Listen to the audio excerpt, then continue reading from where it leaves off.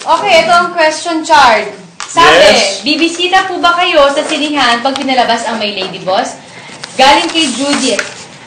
Alam mo, oo, baka sakaling bumisita kami para naman personal kami magpasalamat sa lahat na nag-effort at sumuporta sa amin sa My Lady Boss. Kung saan sinihan, surprise! Ito, ano po ba ang pakiramdam na makatrabaho ang isang Marian Rivera at isang Richard Gutierrez together in one movie? Anong pakiramdam? Masarap ang pakiramdam na makatrabaho ulit si Yan dahil nga after ng pelikula naming Best Friend's Girlfriend ay tagal namin hindi nagkasama at ngayon finally nakagawa kami ng isa pang pelikula and it's always a pleasure working with Marian. Ako kasi, hindi naging mahirap para sa akin na makipagtrabaho kay Chard, lalo na nung una naming pelikula. Siguro kahit ang tagal na namin hindi nagkaroon ng project together, nandun pa rin yung pagiging magkaibigan namin at nagkakaintindihan kami sa bawat ginagawa namin. At malaki ang respeto namin sa isa't isa at yun ang mahalaga sa akin. Ito, tapos na pala ito. ito. Hi, Evelyn. As Evelyn, Oh. Hi, Evelyn and And Zach. Ilang kissing po ang ginawa nyo? Kakakilig. Judith ulit. Ilan ba? Hindi ko mabilang eh. Nahiya naman ako bigla. Ano ba yung tanong mo? Ilan daw? Hindi nga natin, ako hindi ko na mabilang. Abangan mo na lang sa movie. Pero salamat at kinikilig ka. Oo. Manood ka at sigurado mas kikiligin ka. Ayan. Ano po ba ang maitutuloy ninyo na pinaka-nakakakilig na moment ninyo sa My Lady Boss? Ako siguro ang mga pinakakikilig na moment para sa akin yung sobrang depressed ni Evelyn at nandun si Zach para sa kanya at hinandugan niya na ito ng isang matinding kanta na nabaliw si Zach na, kumakanta pala si Evelyn. Yun siguro para sa akin. Nagulat nga ako dun sa iyo eh. Pero ang galing ng eksenang yun ha. Nabilib ako kay Marian dun. Yun, maganda eksena yun. Yung kumakanta siya yan. Okay. Hi, kamusta naman po? Katrabaho ang mga makukulit niyong office mates na sina Ashley, Seth, Rocco, Matet at iba pa. Sino po sa kanilang pinakamakulit? Can't wait to watch My Lady Boss. Woohoo! Okay. Woohoo!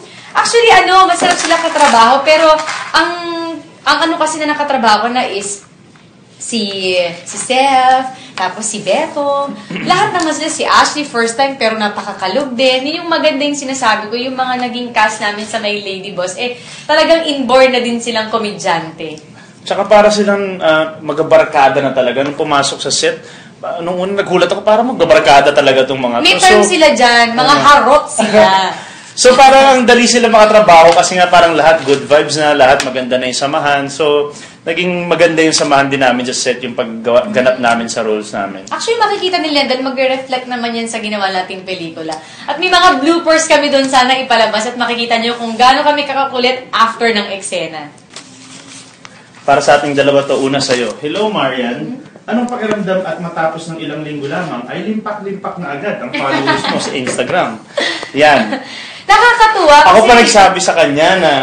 Actually, ang dami-dami yung nagsasabi sa akin. Pero syempre Pero nakakatuwa. sa akin, nagdalawang isip ko na. Oo, kasi ang hirap din i-please ang bawat tao. Pero na-realize ko na it's about time na bigyan ko ng something special yung mga totoong nagmamahal sa akin na i-share ko yung mga private moment ko, na ito yung nangyayari sa akin. At naaliw ako kasi ang babait ng mga tao sa Instagram ko. At palagi ko kasi sinasabi, good vibes lang. Ang sarap di ba maging good vibes na walang ini-stress sa sarili. Kung baga positive lang kasi magre-reflect yan sa bawat araw-araw na ginagawa niyo. So yun na yung advice ko palagi sa Instagram ko. Lahat medyo good vibes lang. Ako din, ganyan ako sa account ko. Ito na nga yun. Hi, Chard. Ang ganda ng mga post mo sa Instagram. Anong masasabi mo sa mga nagko-comment sa photos mo? Good vibes lang ang pwede. Yun yung pinakamagandang good influence. vibes. Actually, sa Instagram, konti lang naman yung mga nag-negative comments. Kaya nga maganda yung Instagram. Natin na pag-usapan. Next na. Ayaw pag-usapan yung mga... basta good vibes lang sa Instagram. Oo, Diyos ko. Mukhang mensahe lang to galing kay Christine. Sana po ay magkaroon kayo ng soap kung saan nagsasama kayong dalawa. Bagay kasi kayong dalawa magka-partner and please stay in Kapuso. Abangan po ninyo mga susunod na kabanata. Pero for the meantime, panoorin po ninyo ang My Lady Boss sa July 3 na po yan. At syempre ngayon pa lang po ay nagpapasalamat kami sa inyo dahil kayo ang naging inspirasyon namin para gawin mas maganda pa itong My Lady Boss. Kaya sana magustuhan nyo dahil offer namin sa inyo to ni Char. Thank you! Thank you!